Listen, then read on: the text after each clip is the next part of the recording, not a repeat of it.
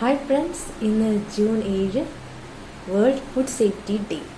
ഈ പ്രാവശ്യത്തെ world health ഓർഗനൈസേഷൻ്റെ ഫുഡ് സേഫ്റ്റി ഡേയുടെ തീം എന്തെന്ന് വെച്ചാൽ food safety prepare for unexpected.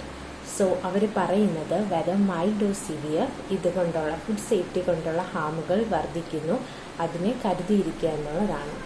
So ഇന്നത്തെ കാലത്തെന്ന് പറഞ്ഞാൽ ഫുഡ് സേഫ്റ്റിയുടെ issues day by day increase ചെയ്തുകൊണ്ടിരിക്കുകയാണ്.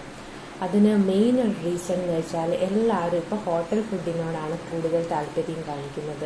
ഹോംലി ഫുഡിനോട് അത്ര ആരും അങ്ങനെ പ്രിഫർ ചെയ്യുന്നില്ല. എല്ലാവരും ഇപ്പം കാണുന്നൊരു കാഴ്ചയെന്ന് വെച്ചാൽ എല്ലാവരും ഹോട്ടലുകളിൽ പോവുക, അവിടെ നിന്ന് പാർസൽ വാങ്ങിച്ചുകൊണ്ട് വരിക, അല്ലെങ്കിൽ കഴിക്കുക, അത് തന്നെ.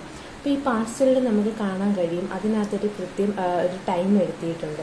വിത്തിൻ 1 hour അല്ലെങ്കിൽ ആ ടൈമിനകത്ത് അത് നമ്മൾ കഴിച്ചിരിക്കണം, അല്ലെങ്കിൽ അതൊരു പോയിസൺ അല്ലെങ്കിൽ വിഷമായി മാറുകയാണ്. ആ പദം തന്നെ നമുക്ക് പ്രയോഗിക്കാം. കാരണം ഇത് വളരെ ഒരു ഡേഞ്ചറായിട്ടുള്ള കാര്യമാണ്. ആ ഒരു ടൈം ലിമിറ്റിനുള്ളിൽ നമ്മൾ ഈ ഫുഡ് കഴിക്കുക തന്നെ വേണം, അല്ലെങ്കിൽ അത് നമ്മുടെ ശരീരത്തിന് അല്ലെങ്കിൽ നമ്മുടെ ആരോഗ്യത്തിന് അത് ഹാം ചെയ്യപ്പെടുന്നു.